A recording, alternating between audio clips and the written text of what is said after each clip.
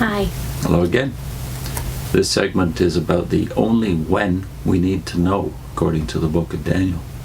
We've spent some time already on the way the Watchtower does Daniel, and they find the kingdom of God in chapter 4 with no permission from the text.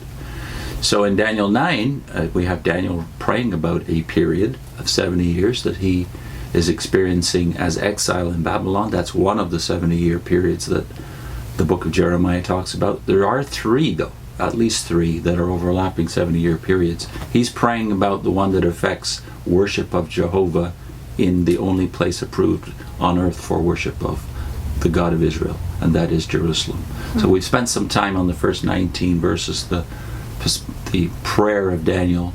Now we're going to see how that prayer is answered. Mm-hmm. So we want to read from Daniel chapter 9 verses 20 to 27.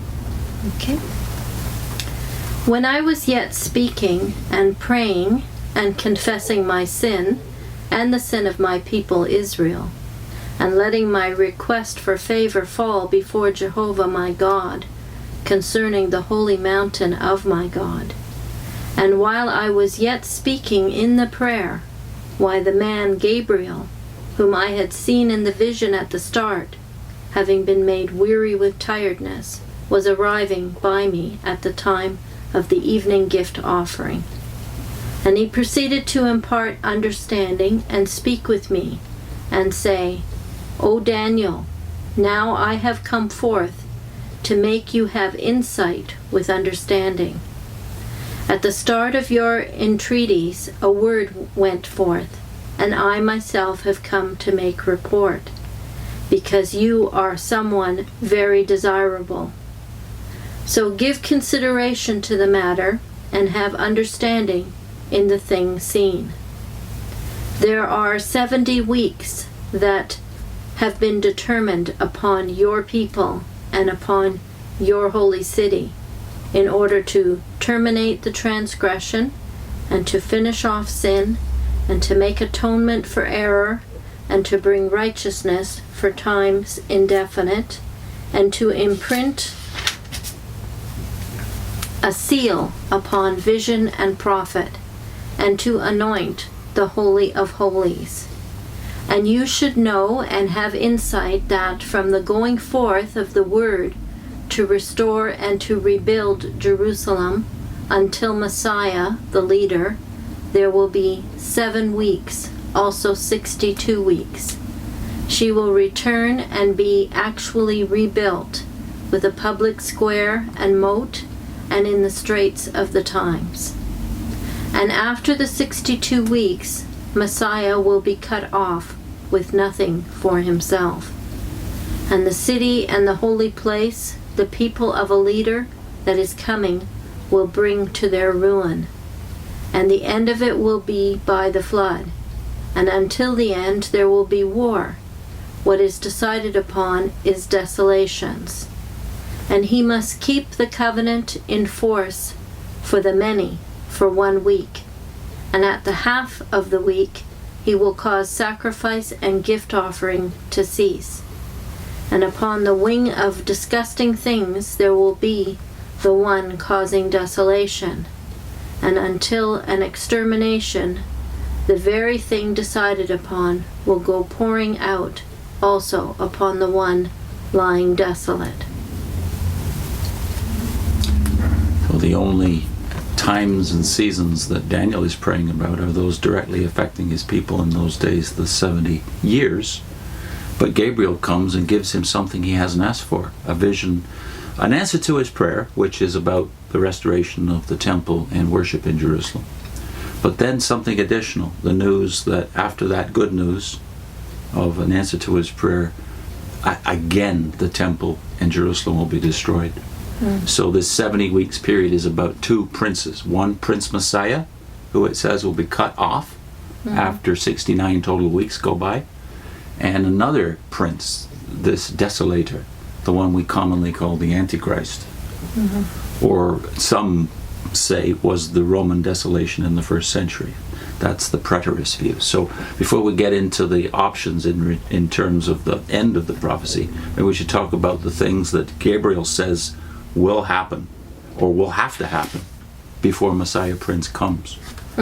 There's 6 things itemized. And could you read that section again where he gets into the things that will have to happen? The first thing is, in order to terminate the transgression, and the second, and to finish off sin, and the third, and to make atonement for error, and to bring in righteousness for times indefinite. I guess that would be 5. And to imprint a seal upon vision and prophets. Well, that's 5. And to anoint the Holy of Holies. Now, there's something mysterious about this, and commentators tend to be divided over exactly what these things mean, but it seems that Gabriel is bringing a message that after the 69 weeks total, these things will have to happen. And why commentators are divided is over, is it talking about what Messiah will do, or is it talking about what Israel is expected to do before that date? So the important thing for us, thinking about Jehovah's Witnesses, is that the only time that Gabriel is sent to give Daniel a message about is the time of Messiah's coming and Messiah's being cut off. The rest, well, that's left open. What will happen after the city's destroyed again, how long that will take till the kingdom actually comes in power, that is all left mystery. So the times and seasons he's talking about are the coming of the Messiah. Yeah. But I think before we go on to talk more about the coming of Messiah himself, there's a sidebar here that's relevant to Jehovah's Witnesses, namely that why is Gabriel giving Daniel this unique insight into times and seasons? He hasn't given that time message to any other prophet, and he's not even going to give it to the apostles in the New Testament. When they are with Christ for the 40 days after the resurrection, and at the end of that time they're still asking about times and seasons, and then Christ says what the famous words, it doesn't belong to you to know the things that the Father has kept in his own jurisdiction. But that's the very thing we're all interested in. When is the kingdom going to come for us? Yeah, he talked about the kingdom, but he didn't talk about the when. Yeah. So this book tells us when Messiah will come, and what I get from that, though, is that the reason Gabriel gives that Daniel has this unique insight and he's given this specific prophecy is because he's a man desirable, it says in the New World Translation. Yeah, I think it said, very desirable. He's Someone very desirable. A very desirable man, and in other translations it says things like highly esteemed. Yeah. You were very highly esteemed even in heaven. Yeah. And so I guess the question would be then, if he's given this specific message on times and seasons because he's highly esteemed, then where does that leave Charles Russell and J.F. Rutherford, who, although they're calling themselves the Anointed, and specifically the Anointed Prophet Organization for this time, God doesn't give them times and seasons. That's something history has exhibited very clearly. Right. So Baldwin has something interesting to say, I think, about the significance of these 6 things that they're supposed to accomplish, or Messiah is supposed to accomplish. That's this one for everybody. Okay. I marked it. Page 168 of Baldwin? Yes. The 6 verbs divide into 2 sets of 3. The first 3 are concerned with the problems which exercised Daniel in his prayer, namely the grounds on which God would forgive human sin, and the second 3 with the positive fulfillment of God's right purposes. So Baldwin rightly draws attention to the fact that these things all have to do with Messiah one way or another. If Israel hasn't brought these things in, everlasting righteousness for instance, by the time Messiah comes, then it's left to God and Messiah to bring them in. There's no human way the righteousness of God can be realized by Israel or anybody else. Only Messiah can bring it about. So whichever method of interpretation you take with these 6 accomplishments, you realize only Messiah truly can bring about the desired righteousness and seal the prophets, as it were. In other words, bring an end to the necessity of prophets. Tregelles, Samuel Tregelles, who we talked about in another video having to do with the last days, also has a good point about the switch in languages and pronouns you might not notice here. Because I'll read you his quote. He says, Daniel, in his prayer, in addressing God, had constantly spoken of Israel as thy people, thy holy city, etc. But the angel Gabriel, in the reply, takes them up simply as Daniel's people, thy holy city, etc. As though God would intimate that until the everlasting righteousness should be brought in, he could not in the full sense own them as his. Which is an ironic way of saying that although Israel continues to be God's people in a unique covenant relationship as a people, it's not a perfect covenant yet.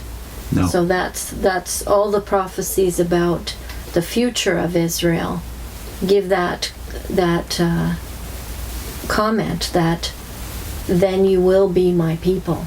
So like when he changes their hearts and their wills, their desires to be like his, then you are my people. And plainly that hasn't happened yet. Right. But it will happen. The only nation that has ever had a national promise of conversion. Yeah. All the rest of us, we're converted individually. Yeah.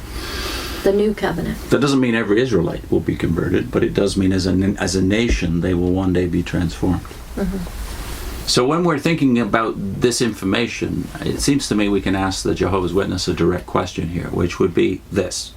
If God took the trouble to give this time prophecy over 500 years in advance so that he might vindicate Daniel as a prophet and that we might identify the Messiah, that is the anointed, why didn't God fulfill the prophecies of the Watchtower so as to identify his modern anointed?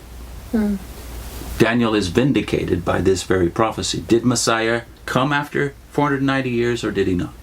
Yes, he came. And the New Testament plainly says that the people were in anticipation. And the main reason they were in anticipation is because of Daniel's 70 weeks. Yeah, they were waiting. So needless to say, expectation, I think John says. They were in expectation, and the rabbis, that is Orthodox Jewish rabbis to this day, still play down this prophecy because they know it can't be stretched beyond the first century. One text I think we should perhaps finish with in this segment is Isaiah 44, because this text meant a lot to us when we were leaving the Watchtower and examining the credentials of a prophet. Right. Okay, so 44:24 to 28. This is what Jehovah has said, your repurchaser, and the former of you from the belly. I, Jehovah, am doing everything, stretching out the heavens by myself, laying out the earth. Who is with me? I am frustrating the signs of the empty talkers, and I am the one that makes diviners themselves act crazily, the one turning wise men backwards, and the one that turns even their knowledge into foolishness, the one making the word of his servant come true, and the one that carries out completely the counsel of his own messengers, and the one saying of Jerusalem, she will be inhabited, and of the cities of Judah, they will be rebuilt, and her desolated places I shall raise up. The one saying to the watery deep, be evaporated, and all your rivers I shall dry up. The one saying of Cyrus, he is my shepherd, and all that I delight in, he will completely carry out. Even in my saying of Jerusalem, she will be rebuilt, and of the temple, you will have your foundation laid. So what will God do with a false prophet? Embarrass them by making it seem like they're crazy and making their words seem foolish. Fall to the ground. The same principle we found in 1 Samuel 3. God humiliates the false prophets by failing to fulfill their prophecies. But on the other hand, he vindicates his true prophets by fulfilling their prophecies. Right. So where does that leave the Watchtower with its 100% track record? So next segment we'll talk about the culmination of the prophecy, this second prince that's coming, the contrast between Prince Messiah and the desolator mentioned at the end of chapter 9, and what we're to extract from this in terms of predictions for the future. Okay.